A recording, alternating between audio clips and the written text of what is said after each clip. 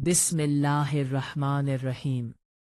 खुश आमदीद हमारे पॉडकास्ट में, जहां हम रूहानी मौज़ूआत पर बातचीत करते हैं। आज हम मुराक़बा के बारे में बात करेंगे, जो कि रूहानी तरबियत का एक अहम हिस्सा है।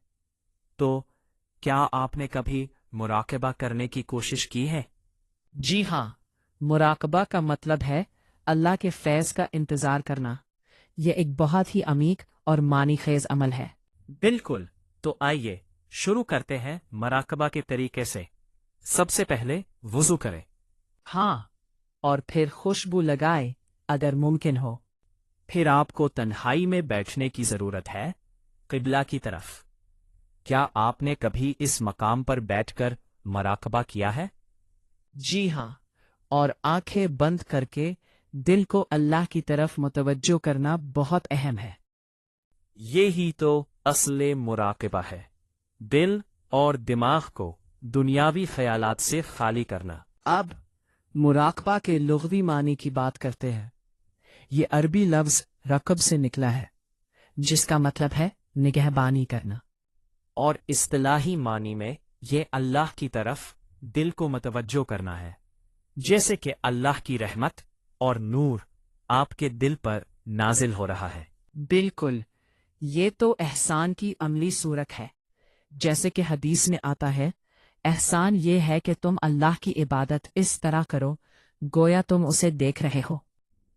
अच्छा, तो अब हम मुराक़बा के तरीक़ाकार पर नज़र डालते हैं। सबसे पहला कदम है बावुज़ू होना और फिर अदब के साथ बैठना। यकीनन आंखें बंद करना और दिल को अल्लाह अल्लाह के जिक्र की तरफ मुतवज्जा करना भी बहुत ज़रूरी है। और कम से कम 10 से 20 मिनट तक खामोशी से बैठे। ये वक्त आपकी रूहानियत के लिए बहुत फ़ायदेमंद होगा। चले, अब जिक्र इसमें ज़ात की बात करते हैं।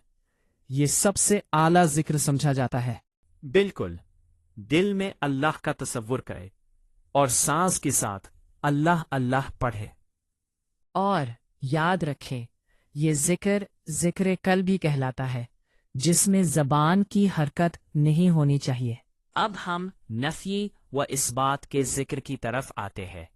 ये जिक्र कलिमा तैयबा की बुनियाद पर है, जो तौहीद को मजबूत करता है। सच कहा। और आखिर में मुराकबा के फ़वाइद पर बात करते हैं। ये रूहानी तरबियत के लिए निहायत अहम है। यकीनन, और हमें हमेशा याद रखना चाहिए कि मुर्शिद